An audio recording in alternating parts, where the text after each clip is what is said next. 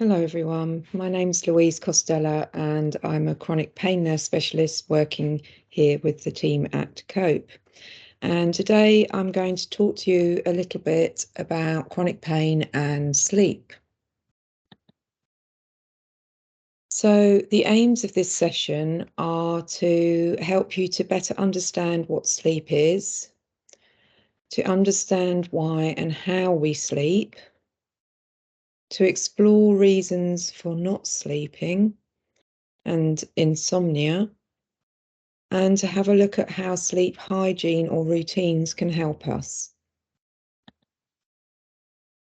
So who here feels they have a sleep problem?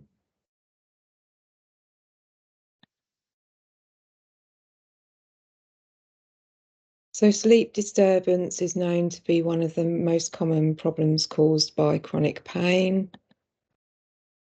Can anyone tell me what percentage of people with chronic pain report disturbed sleep? So it's between 50 to 70%, which is surprising because having met many people with chronic pain, it's something that comes up quite widely. So one would expect it to be higher. I imagine that when people are reporting the side effects of their chronic pain, perhaps they're focusing on some of the other problems more so than the sleep itself. So maybe it's underreported. So in comparison, what percent of adults do you think struggle to get to sleep or remain asleep who don't have chronic pain? So that's around 51%. So just over half the population struggle with sleep, regardless of whether they have chronic pain or not. So although we know that pain can have an impact on our sleep, sleep is a major problem for people generally anyway. So do we need 8 hours sleep? It's thought that around 70% of adults get somewhere between 6.5 to 8.5 hours. However, research says that 6 to 7 hours can be fine for many people too, and often people sleep less than that. There have been studies of African tribes that slept a lot less than 8 hours and were generally overall much healthier than industrialized societies. And in fact, before the 19th century, most Europeans would have had 2 sleeps totaling around 7 hours. So, what is sleep? Sleep is a mysterious shift in our consciousness that our bodies require every day. And it's vital for our health and our well-being. So it's really important that we try and do all we can to ensure that we have quality sleep and to try and deal with any sleep problems we may be having. And I love this. The average person spends almost a third of their life sleeping. So if you've lived to the age of 75 years, you will have spent a total of 25 years asleep. Sleep is not a passive or an inactive state, but a highly orchestrated series of states that occur in a cyclical fashion each night. So why do we sleep?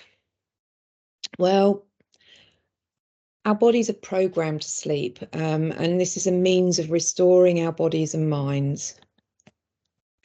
And I don't know if any of you have heard of something called the circadian rhythm. This is our 24-hour body clock, and we all have this built into our systems. And sleep is a part of this rhythm, but it's different in all of us. And our body clock is controlled by 2 things, our sleep pattern itself, and also we have pineal glands, which produce something called melatonin, and this is influenced by light. So what sort of things can a lack of sleep cause? Have a think about what things you have trouble with when you're not able to sleep.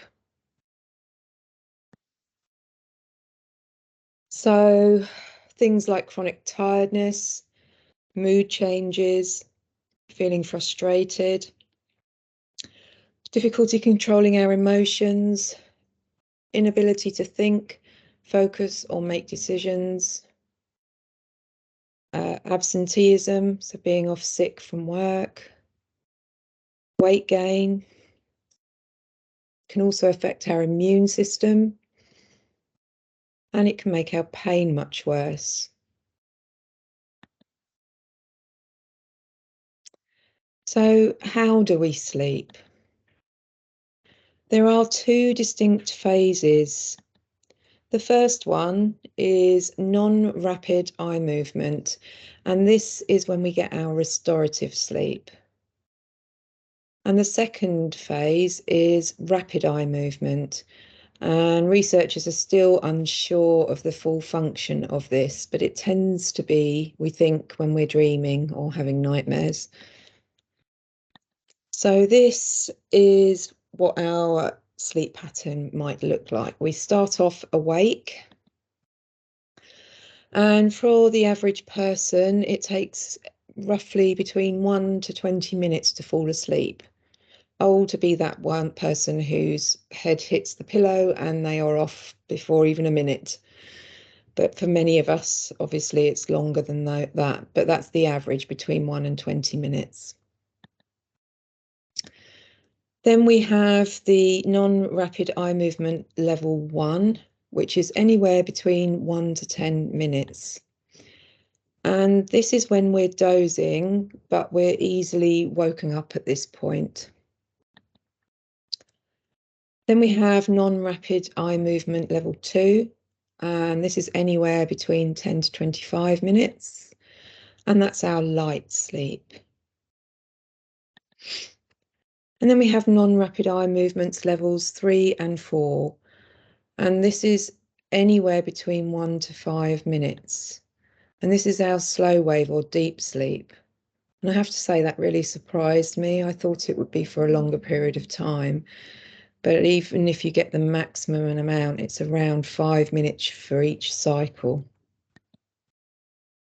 And then we have something called our rapid eye movement, and that's generally anywhere between 20 to 40 minutes. And this is what an average sleep cycle looks like. So as you can see, in the first few hours of the night, this is when you are able to get into the deep sleep or the slow wave. But we only get into that deep sleep for probably 2 of our cycles during the night. So even if you had the maximum amount of deep sleep, the average would be around 10 minutes for the whole night. So I'm not sure you'd even know if you'd had any deep sleep for such a small amount of time. And then as we get nearer to the morning time, our sleep cycle tends to be lighter, so it doesn't get down to the deep sleep. It stays in the levels 1 and 2 until we wake in the morning. So each of our sleep cycles lasts approximately an hour and a half. And on average, most people have anywhere between 4 to 5 cycles a night. During the first half of the night, more time is spent in the deep sleep than it is in the latter stages. Just a reminder, so you can see visually where we're at with our sleep cycle. So there are things that can affect our sleep cycle. During the rapid eye movement sleep, so that first part before we're actually asleep, when we're dreaming, I don't know if any of you have ever experienced that sensation where you feel like you're falling, and your muscles, you kind of jerk yourself and wake yourself up. That's when your muscles in your arms and legs are temporarily paralyzed. And this is a safety function that most of us have. It's a neurological barrier that prevents us from acting out our dreams. So for some people, where that doesn't work, that's why they end up sleepwalking, because their muscles have not been paralyzed. And conversely, there are very few people that get something called sleep paralysis, which is when they wake up and their muscles are still paralyzed. And although it's a temporary condition, which, the muscles go back to working again after a period of time, that can be extremely distressing and anxiety provoking. And unfortunately, the more distressed you are about it, the longer it generally takes for the muscles to re-engage. So just to be aware, alcohol can affect our sleep cycle. So it has quite an impact on our rapid eye movements, so our sort of dreams and nightmares. And it's important to say, because often many people do tend to use alcohol as a means to try and get off to sleep, because alcohol can sometimes make us feel drowsy. But anyone who has had alcohol or used alcohol to sleep will probably recognize that even if you do get off to sleep, you tend to wake up feeling pretty rough, and it's not the most effective sleep that you will have had. Unfortunately, opioids impact on our entire sleep cycle, and people who are on regular opioid medications will have trouble getting any kind of deep sleep, so they tend to lose out on that deep sleep part of the cycle, which can be a real problem. So insomnia, what is it? Well, it's a habitual sleepiness or an inability to sleep. So it's more than just having the odd poor night's sleep, which everyone goes through. This is a continuous problem that is ongoing. And the problem with insomnia is that often the actual struggle to get rid of it fuels it. So the more anxious you get about trying to get to sleep when you can't, the less likely you are to be able to get to sleep. So it's a vicious circle. So the recommendations, which is much easier said than done, is trying not to struggle with sleep. And this can often move you closer to being able to sleep. It's that word again, acceptance, trying to accept that you are awake, trying not to panic or get too anxious. And sometimes using mindfulness approaches can help. So some of the things that you'll be learning on the program may be useful if you are struggling to try and help relax you when sleep is a problem. And the main thing to think when you're lying there awake and you can't get to sleep is to make rest your goal and not sleep. So, just say to yourself, okay, I'm not asleep, but I'm resting, and resting is good for me. And it's just trying not to get caught up in that whole, I must get to sleep, I must get to sleep. Yes, that's the ultimate goal, but actually, right now, we're working on the fact that we're resting. Okay. So, thinking about sleep hygiene or routines, these can be quite important. I don't know if any of you already have a sleep routine that you would be willing to share with us.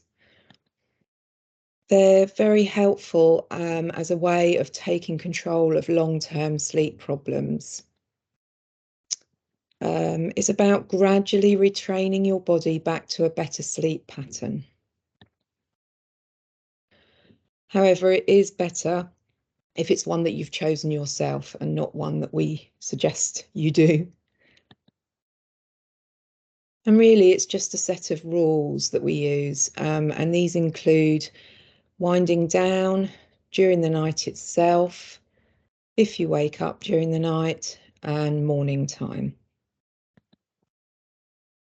So wind down, it's recommended that you start winding down for bed at least 1 hour before you go to bed. So it's really useful to have some kind of regular evening routine. Now, as adults, we're fairly rubbish at having a evening bedtime routine. when we're children, or if we have children, we're pretty good at giving them a routine. So, often children will have bath time, they will have story time, and they will generally go to bed at the same time every night. Well, that's because that is the best way for our brains to be able to get to sleep. And so, I would recommend treating yourself like a child again and having that kind of bedtime routine, whatever works for you. Also, a lot of people struggle with um, things they worry about or feeling anxious, things that keep going round and round in your mind. If that is something you struggle with, then often writing it down can really help to kind of leave it behind and forget about it. And we talk about having something called a sleep journal. It's really just a piece of paper and a pen, but it's just the opportunity for you to be able to write things down in order to kind of let go of them before you go to sleep. And it can also be quite helpful if you do wake up in the middle of the night. I don't know about you, but I often wake thinking, I need to remember that in the morning. And then because you probably won't remember it, it just keeps playing on in your brain. But I find it really helpful that if I do wake up and think of something like that, if I write it down, then I know that even if I forget it, it'll be there in the morning when I wake up. It's also important to avoid any kind of vigorous exercise just before bedtime because that tends to raise our heart rate. And that's not what we want just before we go to bed. We want to be trying to relax. So any kind of movement or exercise should be gentle movements at this point. It's also important to avoid any stimulants 4 to 6 hours prior to bed. So avoiding anything that contains caffeine. So things like coffee, tea, chocolate. And make your last alcoholic drink. I'm not sure why 8 p.m. I don't think there's a cut-off time. I think it's just making sure that you give a couple of hours before you're going to bed, before you have any more alcohol, because this will interrupt your sleep. It's also important that room temperature isn't too hot. So the recommendation is somewhere between 16 to 19 degrees is a good temperature for sleeping. And if you are going to have a bath or shower before bed, which is often quite helpful for many people, it's just to ensure that it's warm and not too hot. I put my hands up to liking the shower or bath like a very hot steam room, but this isn't good if you're just about to go to bed because that too raises your heart rate. So warm baths are better. So during the night itself, try to go to bed at the same time every night. And this can be really tricky for people who are struggling with sleep because they feel that if they go to bed when they're not tired, then they're going to struggle to get to sleep, which of course is true.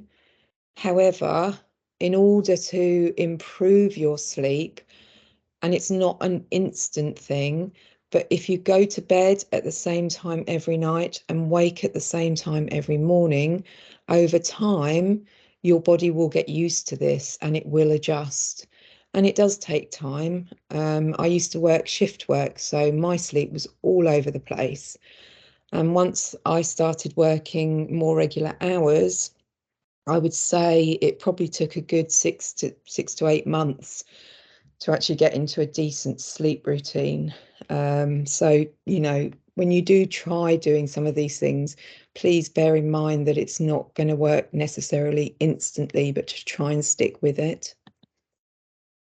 So, we recommend avoiding using the bed for anything other than sleep and sex. During the pandemic, a lot of people have been using their bedrooms for studies, to do work and other activities because they've been working from home. And, obviously, if space is limited, it's difficult if you have to do this. but the recommendation is that wherever possible, that there are no other activities other than sleep in your bedroom, because this just confuses your brain and it doesn't know what you're going to the bedroom for if you do more than one activity. This is an interesting one. Position yourself comfortably.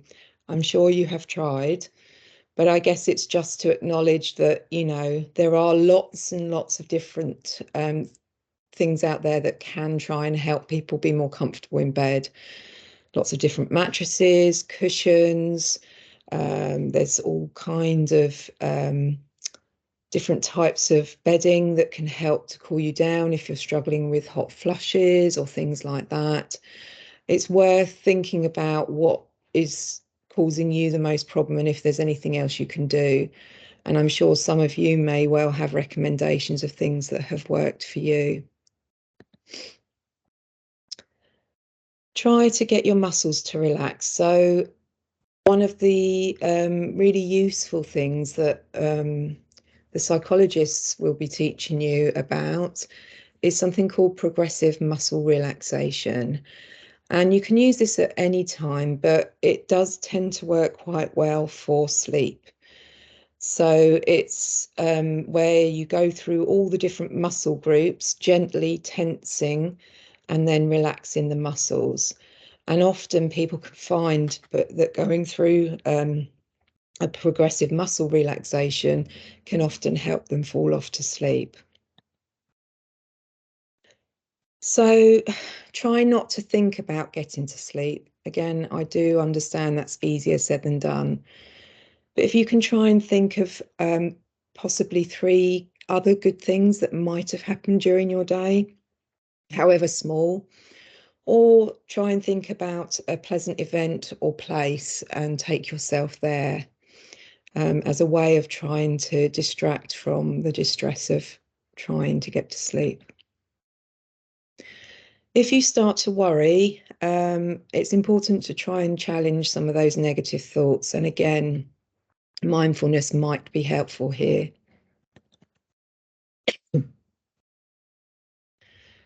If you're unable to get to sleep, the recommendation is that you shouldn't get up immediately. You should give it around 20 minutes. And then if you're really still struggling, then it might be helpful to get up and do something different. So do something relaxing, possibly do some reading, have a warm milky drink. And then when you're feeling sleepy, the recommendation would be to go back to bed and try again. So if you wake, the key is trying to accept that your body has woken you up and trying not to struggle with getting back to sleep. Try and practice some mindfulness, whatever works for you. We will be exploring lots of different types of mindfulness during our program. And as I said earlier, stay in bed so you're getting the benefit from resting. It's really important that we rest our bodies. And in fact, some people will not necessarily go to bed for a number of reasons, whether it's pain or breathlessness. Some people will sleep in a chair, but this really isn't generally recommended because your spine really needs to be lying down in order to recover and respond to the day that it's been stood up on. So yeah, lying down in bed is what most of us really need. So wherever possible, avoid sleeping in a chair. Avoid looking at the clock. And in fact, the recommendation is to not even have a clock in the bedroom because it can be very distracting and our brains can get caught up in what time it is. So in the morning, the recommendation is that you set your alarm and get up at the same time every morning. So don't shoot the messenger, but we don't really recommend lie-ins, even if you've had a terrible night's sleep.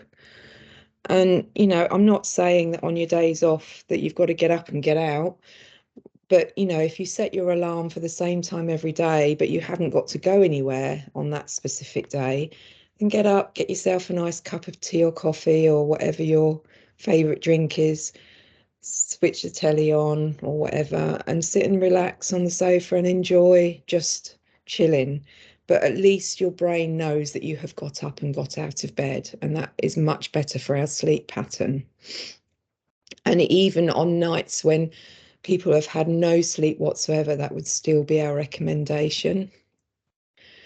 The body's really good at adapting, and generally the next night it will increase the depth of stages of sleep to try and restore you. So if you've managed to kind of keep yourself going throughout the day, however exhausted you are, that will benefit you. Whereas if you'd stayed in bed to try and catch up on the sleep, then that will continue to perpetuate the cycle of poor sleep. So a few tips for good sleep. As we said, lie-ins can be counterproductive, and mainly because they tend to disrupt our body clock. So we recommend getting up at the same time each morning, regardless of the sleep quality you've had the night before. Mobile phones. So we recommend that people don't tend to use mobile phones, iPads, laptops, particularly for the hour before you're going to bed, because the blue light that they emit can trick our brain into thinking it's still daytime. So it's best to avoid those wherever possible. And although some people will say to me, oh, well, I have special glasses that filter out that light.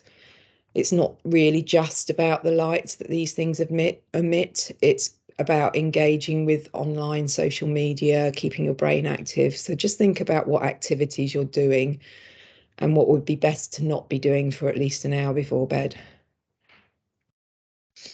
We also recognise that an untidy bedroom can have an impact.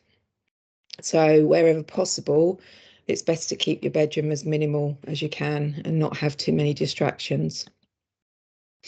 Not drinking enough milk is something that is recognised as a contribution to poor sleep. So that's because we need calcium, because it helps our brains make use of something called tryptophan, an amino acid. And the tryptophan is what helps us to manufacture melatonin.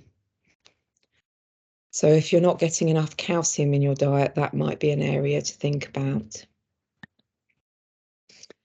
If the room is too quiet or conversely too noisy, that can be a problem for some people. I know when I first moved into my flat, I live on a busy main road now, and there are cars, ambulances, fire engines, blue lights, lots of noise. And I know on my first night here, I thought, oh my goodness, I'm never going to be able to sleep.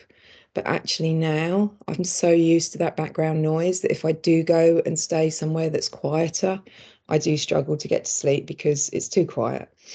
So work out what works for you. I mean, some people have machines that produce something called white noise, which can be quite helpful. Some people use that for themselves, and it can be helpful for babies or children that are struggling to sleep. Sleep sandwich.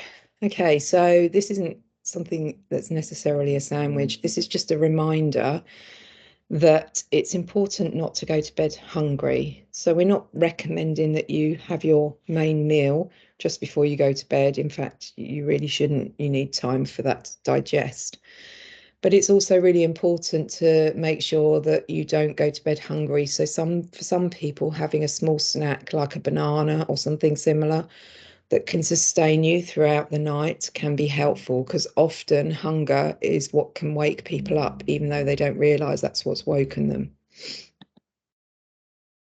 Cheese, that old wives' tale about it causing nightmares. Well, we know that it can have an impact on our sleep, so it's recommended that you avoid aged varieties, so things like brie and mature cheddar, but that's only before you go to bed. It's not saying that you should take them out of your diet completely. So, to nap or not to nap? Many cultures do still have afternoon naps. They have siestas, and these are commonplace. They can be helpful for some people, particularly if you're not sleeping well at night. Although I would say be cautious that you don't sleep for too long.